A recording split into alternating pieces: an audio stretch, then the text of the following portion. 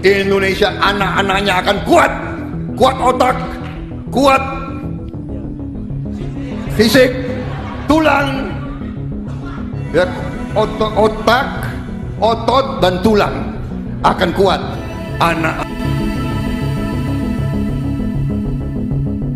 saya ini udah berpolitik 30 tahun. Sudah pernah jadi pimpinan DPR. Tahun 98, umur saya masih 27. Saya sudah jadi jubir di MPR, di sidang istimewa MPR.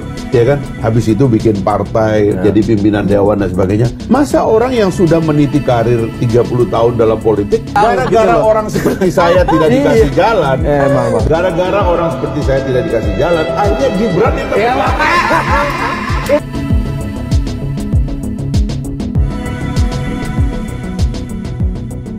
Nah, di sini ada yang menarik ya, yaitu Fahri Hamzah di sini.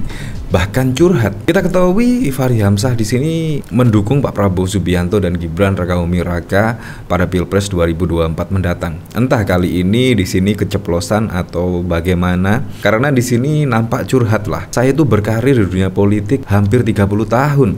Tetapi kalah ya, setidaknya kita tahu kan. Di situ tiba-tiba Gibran padahal juga barusan meniti karir di wali kota Solo. Ya kurang lebih 3 tahun 4 tahunan lah, yaitu terjun ke dunia politik, tiba-tiba saat ini menjadi cawapres. Ya, memang di sini kita ditunjukkan dengan cara-cara instan, yaitu bahkan adiknya Kaisang menjadi ketua umum PSI ya baru saja mendapatkan KTA hanya berselang 2 hari tiba-tiba langsung menjadi ketua PSI. Dan bahkan kita ketahui jumlah baliho PSI kemungkinan lebih banyak daripada anggota dari PSI itu sendiri. Di sini bahkan ditanggapi oleh Kang Manto 123. Jeritan hati Fahri Hamzah. Masa saya sudah berpolitik 30 tahun, sudah pernah jadi pimpinan DPR, dan saya membuat partai kalah sama Gibran. Ane kira ini bukan hanya jeritan hati Fahri, tapi juga jeritan hati semua ketua partai yang ada di KIM. Ya memang sih. Di situ bahkan Airlangga Hartarto, ketua umum Golkar, bahkan juga menjadi kandidat cawapres dari Pak Prabowo Subianto, dan bahkan dari Yusril Iza Mahendra, dan masih banyak lagi, Erick Thohir, Ridwan Kamil, tetapi tiba-tiba malah Gibran yang dipilih ya. Kita tidak tahu lah ini drama apa yang sedang terjadi, kita tunggu saja endingnya seperti apa. Dan di sini juga dari Fahri Hamzah bahkan juga curhat, bahkan dikomentari oleh Kang Manto, ini adalah jeritan hati Fahri Hamzah. Seperti ini video dari Fahri Hamzah di sini. Masa saya ini udah berpolitik 30 tahun. Sudah pernah jadi pimpinan DPR. Tahun 98, umur saya masih 27. Saya sudah jadi jubir di MPR, di sidang istimewa MPR. Ya kan? Habis itu bikin partai, jadi pimpinan dewan dan sebagainya. Masa orang yang sudah meniti karir 30 tahun dalam politik kalah sama Gibran? Nah, di sini langsung disekakmat lah ya, skala sama Gibran. Dan akhirnya di sini juga Fahri Hamzah akhirnya mengakui di sini ya seperti ini. Kirain kalah sama gara-gara orang seperti saya tidak dikasih jalan. Gara-gara orang seperti saya tidak dikasih jalan, akhirnya Gibran yang terkenal. Nah, di sini sangat mengejutkan sekali. Guyonan lucu sih, tapi juga sangat mengejutkan sekali. Ternyata isi hati Fahri Hamzah itu tidak seperti yang kita lihat.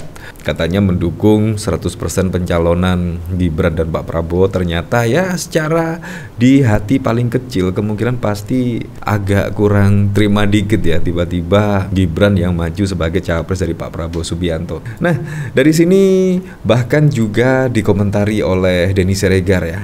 Ya, kita ketahui saat ini kan ada acara dialog terbuka ya di Surabaya yang diadakan oleh Muhammadiyah. Di situ Gibran bahkan tidak hadir. Menurut saya sih seharusnya cawapres dari Pak Prabowo Subianto seharusnya ya membagi tugas lah di situ. Menurut saya sih seharusnya Gibran biar cawapres Pak Prabowo bisa meringankan beban dari Pak Prabowo Subianto. Sehingga di sini menurut saya Gibran ketika ada dialog-dialog seperti ini ya sebagai generasi milenial atau apa seharusnya kan bisa yang terdepan lah di sini. Jangan hanya Pak Prabowo saja. Kadang-kadang masyarakat ini sangat ingin sekali melihat yaitu Gibran maju di sini, yaitu dalam dialog terbuka di sini. Ketika menjawab pertanyaan dari para mahasiswa, masyarakat kemungkinan pasti ingin tahu lah kualitas dari Gibran di sini. Tetapi di sini malah tidak hadir. Dan di sini juga ditanggapi oleh Denny Siregar. Tenang Pak Prabowo, saya sudah ada di sini. Tenang, ini ada debat. Kok lu malah kabur? Katanya ada di sini. Ya saya di sini Pak, di rumah. Bapak kan di acara debat. Saya nggak salah dong. Biarkan rakyat yang menilai. Ya seperti itu, biasanya biar rakyat yang menilai. Ditanya apa oleh wartawan, biar rakyat yang menilai. Ya selalu saja seperti itu. Nah dari sini saya juga penasaran, kira-kira komentar-komentarnya seperti apa ketika jeritan Fahri Hamzah di sini yang sudah berpolitik 30 tahun, sudah menjadi pimpinan DPR dan sudah membuat partai, tiba-tiba kalah dengan Gibran. Di sini dari anak ayam ketika begawan-begawan politik dikangkangi si pujaan anak muda.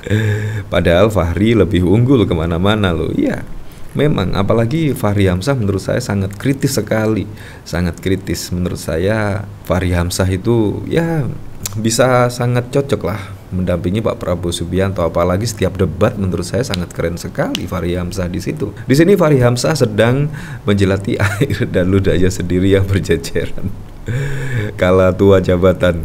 Ya, ternyata haus juga lu Fahri. Iya dong, makanya dia buat partai baru lagi. Nah, di sini bahkan sampai saat ini pun masih viral ya tentang trending topik Muhammadiyah, Gemoy, dan bahkan Gen Z di sini. Nah, dari sini saya penasaran kira-kira di sini seperti apa ya, yaitu Gemoy. Wah, Gemoy. Padahal yang dia omongin programnya sendiri, program andalan lagi, tapi dalam menjelaskan seperti ini jadi tertawaan. Jadi paham kan jika Prabowo sering menghindari acara-acara adu gagasan, apa ini yang dimaksud Gemoy? Ya, seperti ini. Indonesia anak-anaknya akan kuat otak, kuat fisik, tulang, ya, otak, otot dan tulang akan kuat. Anak. Ya seharusnya kan di sini siapa namanya Gibran kan seharusnya menjadi garda terdepan lah di sini ketika Pak Prabowo diundang ke berbagai acara dialog kebangsaan, dialog terbuka di sini. Menurut saya Gibran bisa maju lah yang terdepan. Sehingga kalau kita lihat Pak Prabowo kan di sini ya mudah emosi, kadang-kadang juga sudah lupa dan lain sebagainya. Menurut saya di sini Gibran seharusnya maju yang terdepan lah di sini. Nah, di sini saya penasaran kira-kira komentarnya seperti apa ya ketika di sini Pak Prabowo seolah-olah lupa ya. Tolong jangan kasih tahu Wowo 2029 masih ada Pilpres. Kalau di uji publik berhadapan dengan akademisi kritis, paslon 2 kelihatan paling inferior dan mati kutu. Tim horenya mungkin bisa terlalu tertawa, mengeluh-elukan, memuji ketika paslon 2 joget-joget. Apa ketawa awak-awak akademisi kritis gak bisa dibegituin. Pertanyaan A, jawabannya C.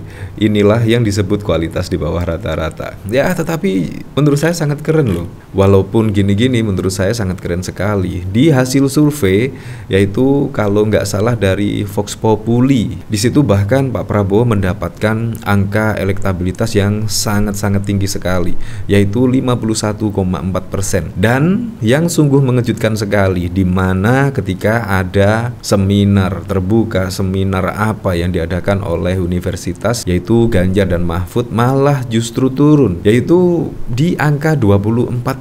Bayangkan 24%, di situ Pak Prabowo naik signifikan yaitu 51,4% dan Anies Mohaimin turun lagi di 16%.